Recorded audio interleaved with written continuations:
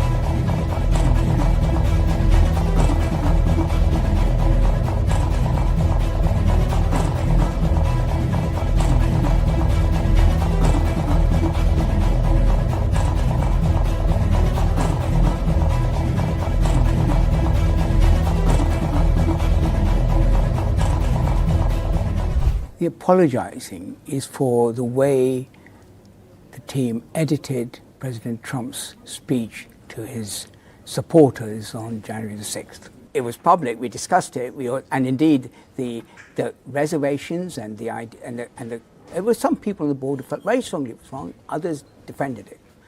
It was discussed at Panorama, so they knew about that. But I think the point I'm making is, in hindsight, we should have acted earlier and taken a more formal position on it, which we've done more recently. Part of the problem is the way it was edited.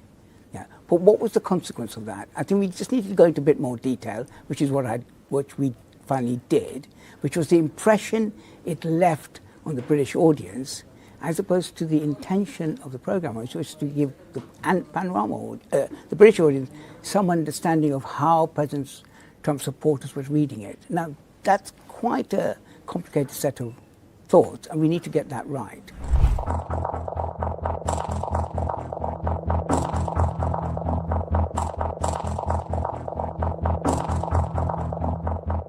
The House will know that yesterday the chair of the BBC, Samir Shah, wrote to the Culture, Media and Sports Select Committee.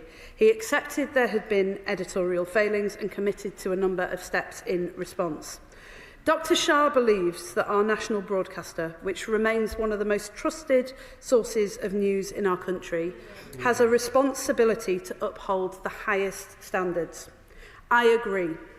Over the past week, I've been in regular contact with him and his team to ensure that where these standards have not been met, firm, swift and transparent action follows. I welcome the steps that have already been set out, and I will keep the House updated as the BBC leadership grips these issues. The concerns that have been raised are serious in and of themselves, but some in this House have gone even further, suggesting that the BBC is institutionally biased.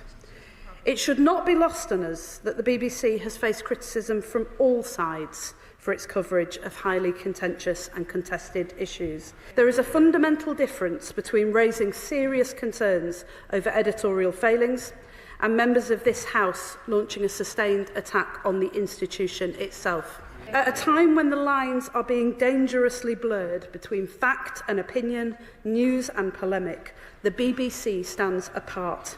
It is a light on the hill for people here and across the world. Trusted news and high-quality programming is essential to our democratic and cultural life.